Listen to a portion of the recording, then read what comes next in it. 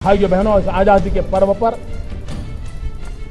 मैं योजना को बहुत तेज आगे बढ़ाने का संकल्प करने के लिए आपके पास आया। प्रधानमंत्री नरेंद्र मोदी ने लाल किले से अपने पहले संबोधन में किए थे बड़े बड़े ऐलान। गरीबों को बैंक के दरवाजे तक लाने के लिए पीएम ने की थी जनधन योजना शुरू करने की घोषणा। हम देश के गरीब से गरीब लोगों को बैंक अकाउंट की सुविधा से जोड़ना चाहते हैं। भारत में देश दुनिया के कारोबारी उद्योग कारखाने लगाएं, इसके लिए मोदी ने दिया था मेक इन इंडिया का नारा। मेक इन इंडिया, आइए हिंदुस्तान में निर्माण कीजिए। मॉडल गांव के तर्ज पर गांवों की तरक्की हो, इसके लिए शुरू हुई सांसद आदर्श ग्राम योजना। देश के करोड़ों युवाओं की प्रतिभा को हुनर से तराशने के लिए शुरू हुई कौशल विकास योजना। देश के सभी स्कूलों में लड़कियों के लिए 1 साल में अलग से शौचालय बनवाने का मोदी ने किया था वादा। देश की गंदगी दूर हो, इसके लिए प्रधानमंत्री ने की थी स्वच्छता अभियान की शुरुआत। अगर 125 करोड़ देशवासी तय कर लें कि मैं कभी गंदगी नहीं करूंगा, तो दुनिया की कौन सी ताकत है जो हमारे शहर गांव को आकर के गंदा करे। 1 साल बाद प्रधानमंत्री मोदी की घोषणाओं की क्या है हकीकत। एबीपी न्यूज ने की है मोदी की महत्वाकांक्षी योजनाओं की पड़ताल। एबीपी न्यूज की पड़ताल में जनधन योजना में मोदी हुए पास, मेक इन इंडिया में भी प्रधानमंत्री मोदी हुए पास, स्वच्छता मिशन में मोदी सरकार हुई फेल, लड़कियों के लिए अलग से शौचालय बनवाने में मोदी हुए पास, युवाओं को हुनर सिखाने में भी मोदी हुए पास, आदर्श ग्राम योजना में भी प्रधानमंत्री पास। लाल किले से ऐलान किए गए 6 योजनाओं में से 5 में प्रधानमंत्री मोदी हुए पास। प्रधानमंत्री नरेंद्र मोदी ने पिछले साल लाल किले से अपने पहले संबोधन में कई नई योजनाओं का ऐलान किया था। प्रधानमंत्री ने मेक इन इंडिया का नारा दिया था, जनधन योजना की बात की थी, देश को साफ सुथरा बनाने के लिए स्वच्छता अभियान और लड़कियों के लिए स्कूल में अलग से शौचालय बनाए जाने की घोषणा की थी। मोदी की तमाम योजनाओं पर 1 साल में कितना अमल हो पाया, इसकी एबीपी न्यूज ने पड़ताल की है। आइए सबसे पहले देखते हैं स्वच्छता मिशन का क्या हाल है।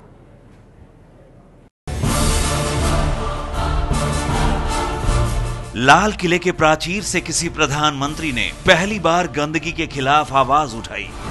क्या हमारा देश स्वच्छ नहीं हो सकता है? अगर 125 करोड़ देशवासी तय कर लें कि मैं कभी गंदगी नहीं करूंगा, तो दुनिया की कौन सी ताकत है जो हमारे शहर गांव को आकर के गंदा कर सकती? क्या इतना सा संकल्प नहीं कर सकते? लाल किले से दिए गए अपने पहले भाषण में प्रधानमंत्री नरेंद्र मोदी ने स्वच्छ भारत का नारा दिया। 2 अक्टूबर 2014 को यानी गांधी जयंती के दिन स्वच्छ भारत अभियान की शुरुआत हुई। प्रधानमंत्री खुद हाथ में झाड़ू लेकर लोगों को साफ सफाई का संदेश देने निकल पड़े।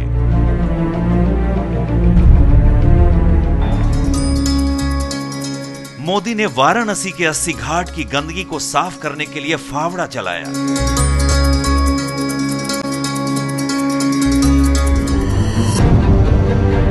करीब 1 साल बाद कितना साफ हुआ भारत, एबीपी न्यूज ने की है खास पड़ताल। ये वो मंदिर मार्ग का थाना है और ये वो जगह है जहां पर प्रधानमंत्री नरेंद्र मोदी ने खुद झाड़ू लगाई थी, साफ सफाई की थी। अब यहाँ पर एक फाउंटेन बना दिया गया है और पूरे इस थाने में जब हमने इस पूरे परिसर को देखा तो यहाँ वास्तव में सफाई व्यवस्था बहुत अच्छी है।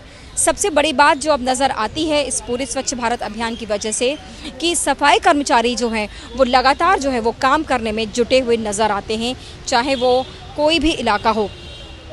ये जो मुस्तैदी है, ये जो अपने काम के प्रति जो रवैया है, ये पहले नहीं देखा जाता था।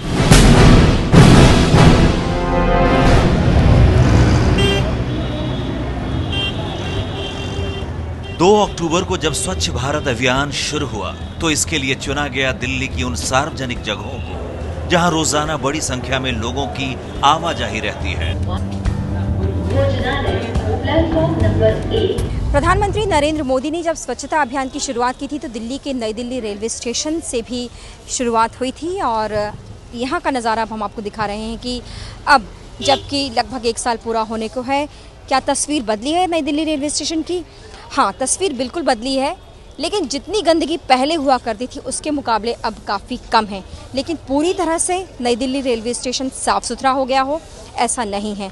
लोगों की आदतें भी नहीं बदल पाई हैं और कई जगहों पर हमने देखा कि जो बॉक्सेस होते हैं जिनमें कि कूड़ा डाला जाएगा वो बहुत कम है। ऐसे में लोगों के पास बहुत ज़्यादा जो है वो सहूलियत नहीं रहती। और हम आपको दिखाते हैं कि किस तरीके से ये जो सामने एक बाउंड्री दिख रही है उसके ऊपर बहुत सारे ग्लासेस रखे हुए हैं, प्लास्टिक वेस्ट रखा हुआ है। तो रेलवे स्टेशन के आसपास बड़ी संख्या में जो है वो कूड़े के डिब्बे लगने चाहिए ताकि ज़्यादा से ज़्यादा लोग उनका इस्तेमाल कर सकें। साथ ही साथ भारत में एक जो सबसे बड़ी समस्या है पान खाने की, पान खाने के बाद लोग जगह जगह उसे थूकते हैं। पूरे रेलवे स्टेशन पर इस तरह की चीज़ें हमने ज़रूर देखी। हाँ, ये ज़रूर था कि जैसे ही हमारी टीम यहाँ पर पहुँची तो सफाई कर्मचारी तुरंत अपने कामकाज में जुट गए और उन्होंने इस स्टेशन के परिसर को साफ सुथरा करना शुरू कर दिया। शहरी विकास मंत्रालय ने पूरे एक साल देश भर के 476 शहरों की साफ सफाई का जायजा लिया। ये पता करने की कोशिश की कि सफाई के मामले में किस शहर को कितना सफर तय करना है। सर्वे के मुताबिक साफ सफाई के मामले में टॉप पर है कर्नाटक का मैसूर। इसके अलावा कर्नाटक के 3 और शहरों ने भी टॉप 10 में जगह पाई है। स्थानीय शहरी निकायों में दिल्ली छावनी 15वें स्थान पर है, जबकि एनडीएमसी 16वें और एमसीडी 398वें स्थान पर है। अगर एनसीआर की बात करें तो स्वच्छता के मामले में गुड़गांव 466वें स्थान पर और फरीदाबाद 421वें नंबर पर है। दिल्ली से सटा गाजियाबाद सफाई के मामले में 138वें स्थान पर है।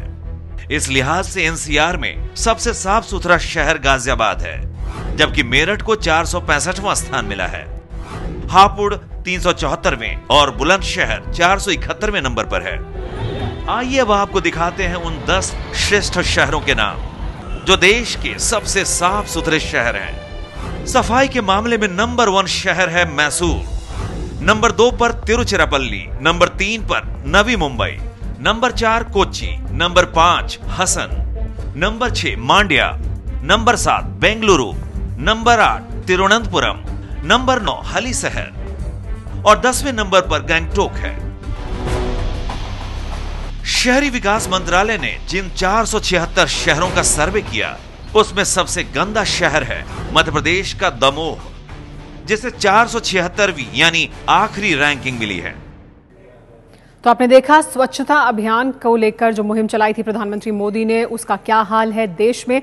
बात करने के लिए लेकिन जो वादे किए प्रधानमंत्री मोदी ने उसमें वो पास हुए या फेल। हमारे साथ बीजेपी से मौजूद हैं अनिल बलूनी और हमारे साथ कांग्रेस पार्टी से मौजूद हैं अखिलेश प्रताप सिंह। सबसे पहले अनिल बलूनी जी, हमने 6 योजनाओं को अलग अलग जो 6 वादे किए थे प्रधानमंत्री ने सबके पड़ताल की और एक एक कर हम सभी को दिखाएंगे। सबसे पहले स्वच्छता अभियान की जो पड़ताल हमने की उसमें लेकिन कई जगहों पर जहां पास दिखाई दे रहे प्रधानमंत्री मोदी या वो मुहिम जो उन्होंने शुरू की थी, काफी जगहों पर फेल भी दिखाई देते हैं। ऐसा क्यों?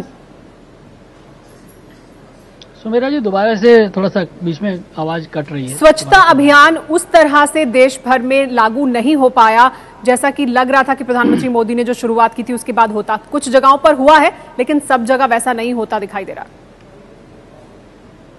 देखिए सुमेरा जी, आप स्वयं भी पूरे देश में देख रही हैं जिस तरह का माहौल रहा है और स्वच्छता के मामले में हम लोग जिस तरह से हम लोगों ने पूरे देश में जिस तरह का हिसाब किताब था, हम लोगों ने उसमें निश्चित तौर पर प्रधानमंत्री जी ने एक बहुत बड़ा काम अपने जिम्मे लिया था। और प्रधानमंत्री जी ने पूरे देश के लोगों से लगातार इस बारे में संवाद स्थापित किया कि भाई हमको सबको सफाई रखनी चाहिए, सफाई से क्या क्या, उन्होंने लगातार उन्होंने लोगों से बात की है और उसका असर लोगों में दिखना शुरू हुआ है। निश्चित तौर पर बहुत बड़ा काम है, इसको एकदम तुरंत होने वाला नहीं है, लेकिन पूरे देश के अंदर आप देखिए, दिल्ली के अंदर भी आप देखिए जिस तरह से मंत्रालयों में हम जाते थे, शास्त्री भवन पड़ोस में आप लोग अक्सर पत्रकार लोग आते रहते हैं, वहाँ पीआईबी भी है, कितना गंदगी रहती थी। अब देखिए लगातार सफाई होना शुरू हुआ है। अलग अलग जगह सड़कों पे देखिए हम लोगों की लगातार, हम लोग क्या करते थे, कोई केला खाते थे छिलका बाहर फेंकते थे, कूड़ा फेंकना, लेकिन सब में लोगों में चिंतन शुरू किया है कि नहीं भाई ऐसा नहीं करना है। अब लोगों में चर्चा शुरू हुई है सफाई को लेकर और एक सकारात्मक और रचनात्मक पहल शुरू हुई है। मुझे लगता है कि इसका असर काफी हुआ है और आने वाले समय में और असर होगा, ऐसा मुझे लगता है। जो असर है वो दिखाई दे रहा है और शुरुआत की है, अब मानते हैं अखिलेश जी, क्योंकि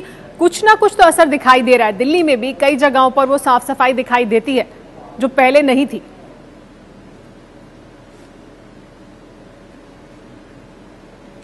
सुमेरा जी, एक अपील की माननीय प्रधानमंत्री मोदी जी ने, कदम क्या उठाए, निर्णय क्या लिया, नीति क्या बनाई, सरकार ने सुविधा क्या दी, ये कोई बताएगा? अपील के बाद पूरा हिंदुस्तान, आपके रिपोर्टर ने बताया कि प्रधानमंत्री जी ने जहां सफाई की थी वहां फाउंटेन बन गया। इन्होंने बताया मंत्रालयों में अब सफाई दिखती है, और एक रेलवे स्टेशन का व्यू आपने उदाहरण दिया। यही हिंदुस्तान है क्या? आपने थोड़ा सा तकलीफ होगी मेरी बातों से, हम आपसे अपेक्षा करेंगे कि डिस्टर्ब न करें। आपने योजना क्या बनाई? प्रधानमंत्री सरकार, ये ठीक है, ये भी काम अपील करना चाहिए। प्रधानमंत्री प्रिय नेता होते हैं, उनकी अपील पे लोग कदम भी उठाते हैं। गांधी जी ने तब शुरू किया था जब हिंदुस्तान में हमारी हुकूमत नहीं हुआ करती थी, कोई योजना नहीं बनाई, शुरू किया था कोई नीति नहीं बनाई, अपेक्षा नहीं करते थे, सिर्फ अपील। आपने जवाब ले लें अखिलेश जी इसका, अखिलेश जी इसका जवाब ले लें। नहीं, आपने अपील की, लेकिन आपका ये जो दिखाया, जो दिखाया और वो कहा, सिर्फ उतने ही दूर तक हिंदुस्तान है क्या? अगर उतने ही दूर तक हिंदुस्तान है, कोई योजना नहीं बनाई, कोई नीति नहीं बनाई, अनुसार में मानने सिर्फ को अपील की। देखिए, लेकिन और सुमेरा जी, सुमेरा जी, आप देखिए, कोई फंड दिया इस पे, कोई? जी बोलिए अनिल जी। देखिए सुमेरा जी, निश्चित तौर पर अखिलेश जी कोई रचनात्मक कार्य को भी नहीं मानेंगे, क्योंकि कांग्रेस की नीति बन चुकी है कि वो नकारात्मक राजनीति कर रही है। लेकिन देखिए, आप सुमेरा जी, आप देखिए, आप रेल के अंदर देखिए, ट्रेनों के अंदर देखिए स्वच्छता का क्या हाल है, बसों के अंदर देखिए, राज्यों में जाइए, हम ये नहीं कह रहे आप दिल्ली के अंदर आइए, मंत्रालय में देखिए, आप राज्यों में जाइए, आप जगह जगह देखिए, लोगों के माइंडसेट में बदलाव आना शुरू हुआ है। मैं ये नहीं कहता हूँ कि 100% आ गया, सुनिए, ठीक है, मतलब, लेकिन लगातार आना शुरू है। अगर ट्रेनों के अंदर सफाई है, अगर बसों के अंदर सफाई है, लेकिन आपने नहीं बताया कि कोई नीति, कुछ कारण हुआ होगा ना, कोई नीति लेकिन नहीं बनाई, ये आप मानते हैं? अपील जो की उसका असर हो रहा है, बिना नीति के सफाई हो रही है, बिना नीति के सफाई हो रही है क्या? वो मैंने पूछा था, वो आपने नहीं बताया। सफाई हो रही है क्या? हेलो, क्या कह रहे? नई नीति क्या बनाई? चलिए ठीक है, सुमेरा जी, जब सफाई हो रही है, अगला जो वादा था उसकी तरफ रुख करते हैं। देश के करोड़ों गरीबों और साधारण लोगों की बैंक तक पहुंच नहीं थी। देश की आर्थिक व्यवस्था से इन्हें जोड़ने के लिए शुरू हुई जन धन योजना। कितनी कामयाब है जन धन योजना, आइए देखते हैं।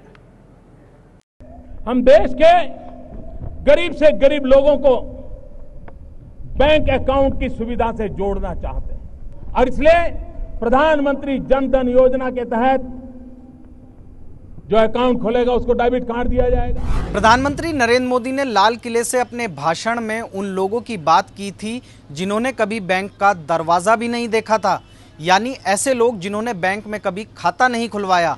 जनधन योजना का मकसद था साधारण से साधारण व्यक्ति को वित्तीय व्यवस्था से जोड़ना। आखिर क्या है 1 साल बाद जनधन की हकीकत?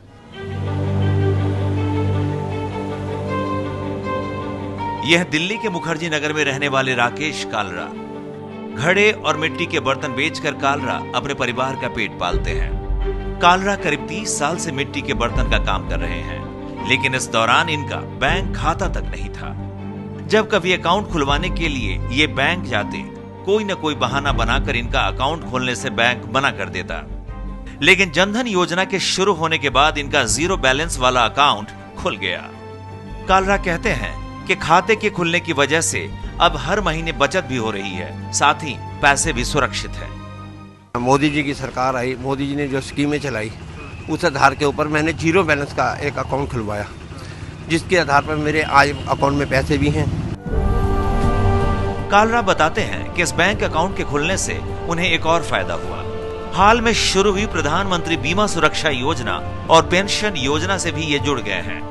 मोदी जी ने एक स्कीम चलाई थी 1 रुपया रोज के बीमे की, जिसमें 300 रुपया 330 रुपये के करीब था। वो मैंने उसको पॉलिसी मैंने अपना ली है, और एक 12 रुपये जो है साल की 1 रुपया रोज, यानी कि 1 रुपया के रोज के हिसाब से जो 1 रुपया महीने के हिसाब से जो पॉलिसी है दुर्घटना बीमा 2 लाख का, उसका भी मैंने फायदा लिया। जन धन योजना का मकसद है कि हर घर में कम से कम एक बैंक खाता हो। 29 जुलाई 2015 तक देश भर में सभी bank 17 crore 29 lakh Jan Dhan bank account खोल चुके हैं। सरकार ने बैंक खाते खोलने का जितना लक्ष्य रखा उससे कहीं ज्यादा खाते खुल चुके हैं। लेकिन महज खाते खुलने से बात नहीं बनती, खातों में लेन देन हो तभी बैंकों को फायदा होगा और तभी इस योजना को कामयाबी मिलेगी। जितने कम से कम जीरो बैलेंस अकाउंट होंगे उतनी जनधन योजना की सफलता होगी। यूं तो जीरो बैलेंस वाले अकाउंट की संख्या लगातार कम हो रही है, लेकिन अभी भी बड़ा तबका ऐसा है जिसने खाते तो खुलवा लिए लेकिन इनमें लेन देन नहीं हो रहा है। कुल जनधन बैंक खाते हैं 17 करोड़ 29 लाख, जीरो बैलेंस के खाते 46.9% हैं, यानी 8 करोड़ 11 लाख। खातों में कुल बैलेंस है 20,769 करोड़। हर खाते में औसत बैलेंस 1201 रुपए। अब तक कुल 15 करोड़ 26 लाख रुपए के डेबिट कार्ड जारी हुए हैं। ये तो बात हुई जीरो बैलेंस अकाउंट की। जानकार कहते हैं कि इसके अलावा बहुत सारे अकाउंट ऐसे हैं जिनका परिचालन नहीं हो रहा है, यानी डॉर्मेंट अकाउंट। ऐसे खातों की अगर संख्या जोड़ ली जाए तो 17.29 करोड़ जनधन खातों में से लगभग 60 से 70% अकाउंट ऐसे होंगे जो सिर्फ नाम के खुले हैं, लेकिन इनके कोई मायने नहीं है। इसके अलावा जनधन अकाउंट को जब तक आधार कार्ड से लिंक नहीं किया जाता है तब तक किसी भी प्रकार की सब्सिडी या नगद भुगतान इन खातों में नहीं किया जा सकता है। बैंक अकाउंट तो खुल गए मगर इसके साथ आधार कार्ड ऑथेंटिकेट करना, फिर इन अकाउंट्स में पैसे डालना, जो सरकारी जो सब्सिडीज वगैरह कुछ तो डल रही है, मेरे ख्याल एलपीजी वगैरह की डल रही है, मगर पूरी तरीके से अभी ये हुआ नहीं है।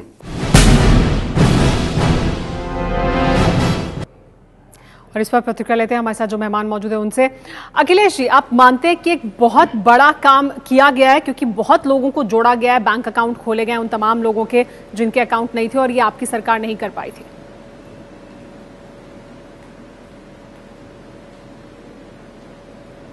सुमेरा जी, मैं आपके माध्यम से सबको ये बताना चाहता हूं कि ये स्कीम 2006 से शुरू हुई थी और जब ये आधार कार्ड का सिस्टम शुरू किया गया था, बनाया गया था आयोग हिंदुस्तान में, तो ये था मामला की सोच ये थी कि जितने भी लोग किसी भी तरह से सरकारी खजाने से पैसा पाते हैं, चाहे वो पेंशन हो, चाहे इंदिरा आवास हो, चाहे सब्सिडी हो या भविष्य में जो तमाम योजनाएं हैं, वो अभी कैश नहीं दिया जाएगा। करप्शन रोकने के लिए इसे अकाउंट से जोड़ा जाएगा। और कुछ दिनों बाद यहां तक भी सख्ती की गई कि प्राइवेट बैंक भी जीरो बैंक अकाउंट खोलेंगे। ये जीरो बैंक अकाउंट ठीक है, आप अभियान चला देंगे तो किसी महीने में ज्यादा खुल जाएंगे, लेकिन इस जीरो बैंक अकाउंट से उस गरीब को बेनिफिट क्या मिला?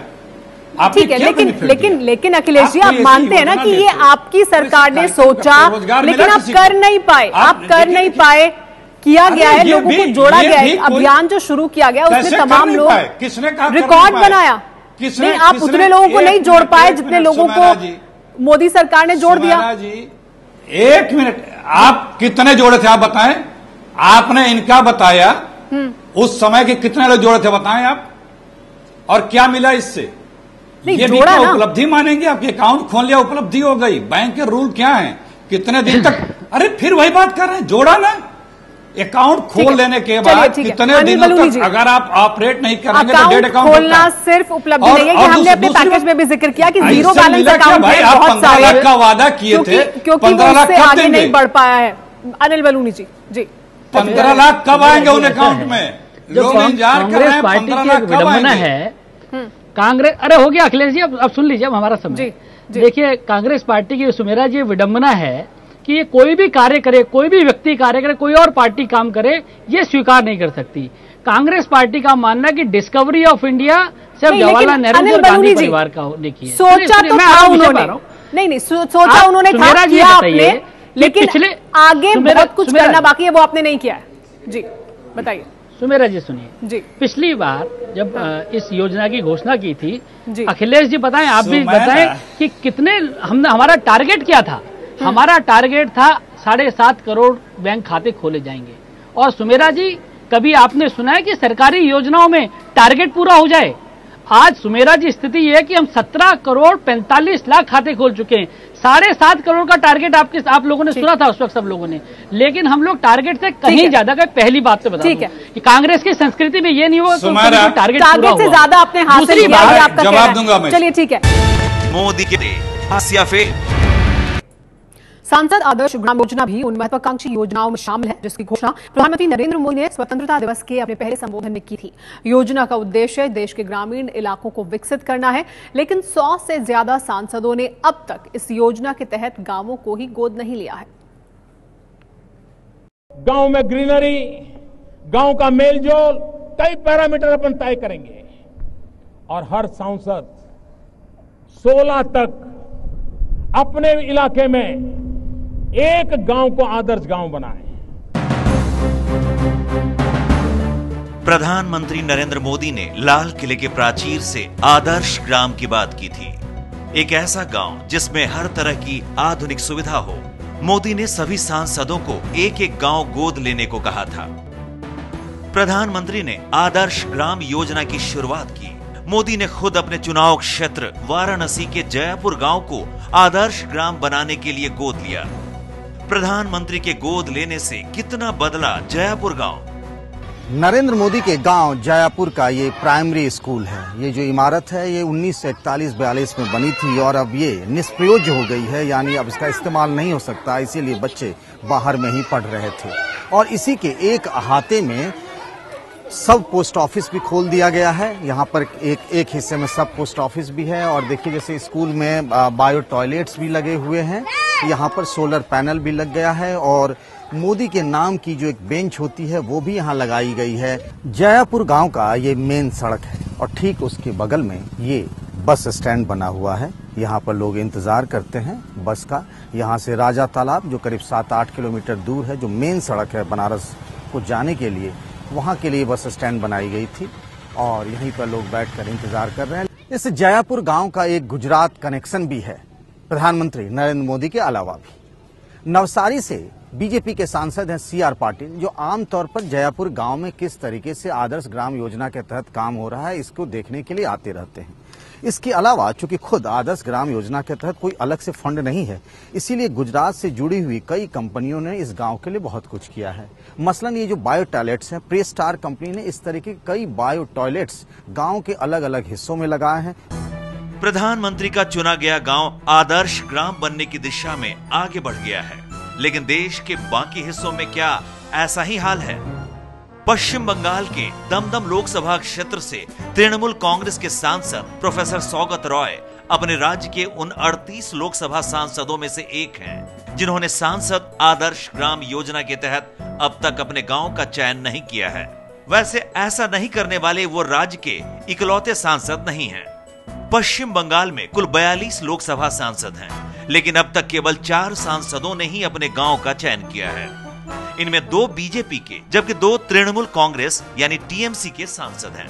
मतलब ये कि टीएमसी के कुल 36 लोकसभा सांसदों ने आदर्श गांव का चयन नहीं किया। अगर अलग से ज्यादा पैसा देता तो हमको इंटरेस्ट होता, तो हमारे पार्टी का और पार्टी सुप्रीमो का सिद्धांत है कि इसमें हम भाग नहीं लेंगे।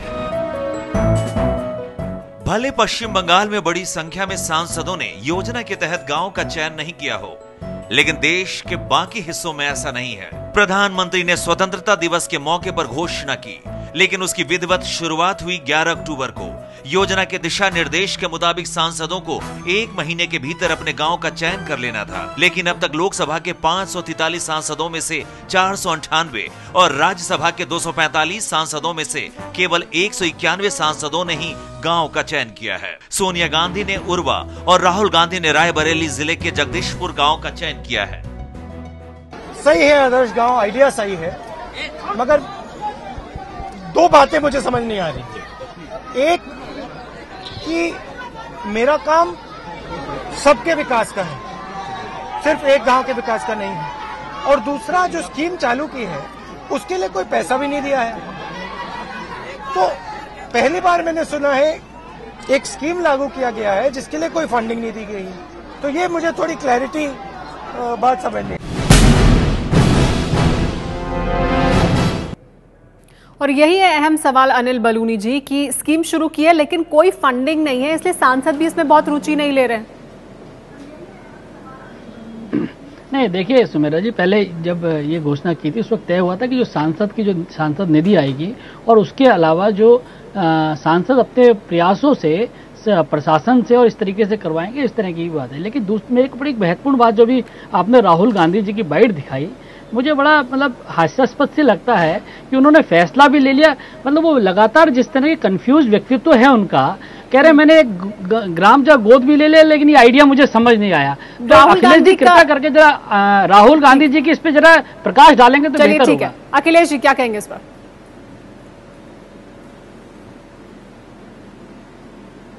सुमेरा, किसी को थोड़ी जानकारी हो तो चीजों को रखने में ज्यादा आसानी हमें होती है और जवाब सीधा सा मिला करे तो ज्यादा अच्छा है। ये 800 गांव को सांसद गोद लेंगे पूरे हिंदुस्तान से, जिसके लिए कोई अलग से कोई बजट नहीं है। आप अपनी सांसद निधि लगा सकते हैं। एक गांव में आप सांसद निधि लगाएंगे तो बाकी जो उस संसद के 5 पार्लियामेंट 8 असेंबली 5 असेंबली जितने गांव और आते हैं 1400-1500 उसके लोग क्या आपके रखेंगे, ये दूसरी बात। एक बीच में ना बोले प्लीज प्लीज प्लीज, एक मिनट। एक बुकलेट है और जो कहा गया है, कहा यह गया सुमेरा कि जो योजनाएं हैं वो इसमें खर्च हो। तो भाई जो योजनाएं हैं वो योजना तो ऑलरेडी चली रही हैं। आपने फिर वही मैंने बात कही, जुमलों वाली पार्टी है। आप नाम दे दिए आदर्श ग्राम, उसको दे क्या रहे हो आप? हर प्रदेश, हर सरकारें कई योजनाएं चला रही हैं। जैसे यूपी में हर प्रदेश सरकारें अलग अलग नाम से चलाती हैं। मायावती के समय अम्बेडकर ग्राम था, मुलायम सिंह अखिलेश यादव के समय लोहिया ग्राम है, जनेश्वर मिश्रा ग्राम है। वो लोग इसको पूरा पैसा देते हैं। कांग्रेस के समय से भी था, पैसा नहीं दिया अलग से। यूपीए देखिए सुमेरा जी, आप अधिकांश जगह जाइए, देखिए किस तरीके से गांव बन रहे हैं। ये बजट जयापुर आप गांव पूरा डेवलप कर दीजिए। यहाँ पे आप किसी भी 10 सांसद गांव का सर्वे करा लीजिए। गांव में बलूनी जी बहुत सारी कंपनियां हैं जो वहाँ पैसा लगा रही है, वो हमारी रिपोर्ट में भी आपने देखा। और सोनिया जी बताया कौन सा ग्राम गाँव छोड़ के किसी भी सांसद निधि का गाँव करा लीजिए आप। प्रधानमंत्री नरेंद्र मोदी ने अपने संबोधन में भारत को मैन्युफैक्चरिंग हब बनाने की बात कही थी। देश और दुनिया के निवेशकों को भारत में उद्योग लगाने को कहा था। आखिर भारत में कितने लगे उद्योग धंधे? मैं आज लाल किले की प्राचीर से विश्व भर में लोगों से कहना चाहता हूं, कम मेक इन इंडिया। आइए हिंदुस्तान में निर्माण कीजिए, दुनिया के किसी भी देश में जाकर के बेचिए, लेकिन निर्माण यहां कीजिए, मैन्युफैक्चर यहां कीजिए। प्रधानमंत्री ने लाल किले से मेक इन इंडिया का नारा दिया और 25 सितंबर को आधिकारिक तौर पर मेक इन इंडिया को लॉन्च किया। मेक इन इंडिया का मकसद है कि देश में निर्माण को बढ़ावा मिले, भारत को ग्लोबल मैन्युफैक्चरिंग हब यानी निर्माण के गढ़ के तौर पर विकसित किया जाए, जिससे बड़ी संख्या में लोगों को रोजगार मिल सके। भारत में दुनिया भर के कारोबारी निवेश करें और इसका फायदा भारत को मिले। इसके लिए मोदी सरकार ने बजट में कई तरह की रियायतों का ऐलान किया। इसके बाद देश दुनिया के निवेशकों को लुभाने के लिए प्रधानमंत्री ने कई बड़े देशों की यात्राएं की। प्रधानमंत्री मोदी ने मेक इन इंडिया का जो नारा दिया, उससे भारत को क्या मिला? सरकार ने मेडिकल उपकरणों में एफडीआई को बढ़ाकर 100% कर दिया। इंश्योरेंस में एफडीआई 26% से बढ़ाकर 49% कर दी गई। सिंगल ब्रांड रिटेल में 100% एफडीआई की अनुमति दी गई। 74% एफडीआई क्रेडिट इंफॉर्मेशन कंपनियों में कर दी गई। 100% एफडीआई एसेट रिकंस्ट्रक्शन कंपनियों में की गई। रेलवे में भी 100% विदेशी निवेश को मंजूरी मिली, जबकि डिफेंस में एफडीआई को 26% से बढ़ाकर 49% कर दिया गया। मोदी सरकार ने जो फैसले लिए, उसका असर धीरे धीरे देखने को मिल रहा है। चीनी स्मार्टफोन कंपनी Xiaomi ने दुनिया की सबसे बड़ी इलेक्ट्रॉनिक कॉन्ट्रैक्ट निर्माता फॉक्सकॉन के साथ मिलकर मोबाइल फोन असेंबल करने के लिए करार किया। फॉक्सकॉन ने महाराष्ट्र में अगले 5 साल के दौरान 31,000 करोड़ रुपए का निवेश करने का फैसला लिया।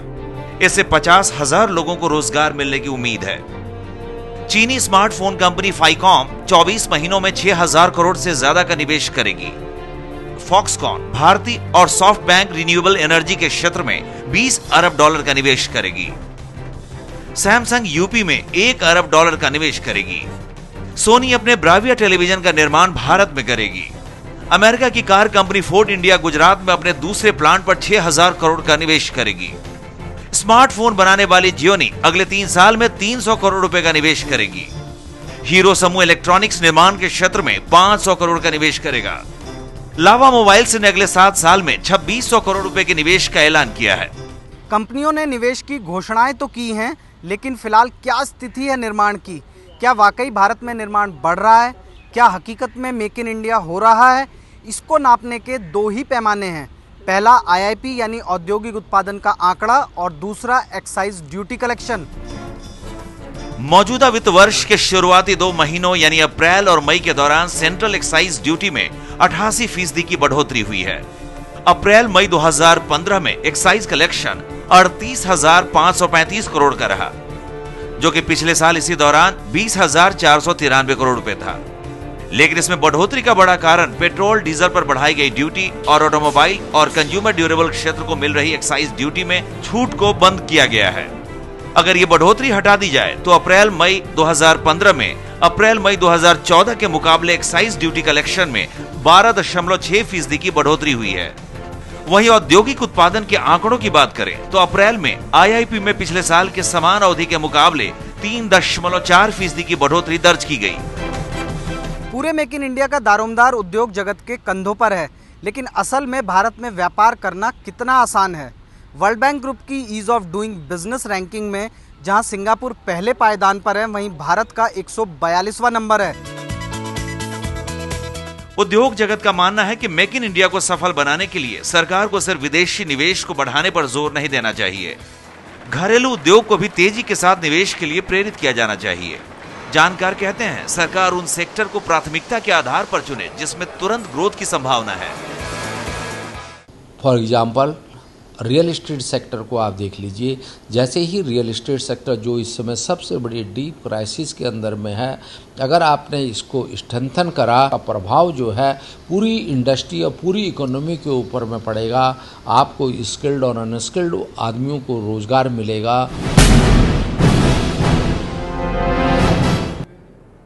लेकिन क्या अखिलेश जी आप मानते हैं कि भारत में निवेश के लिए माहौल अच्छा बने और उसको बढ़ाया जाए, इसके लिए माहौल बनाने में प्रधानमंत्री सफल रहे?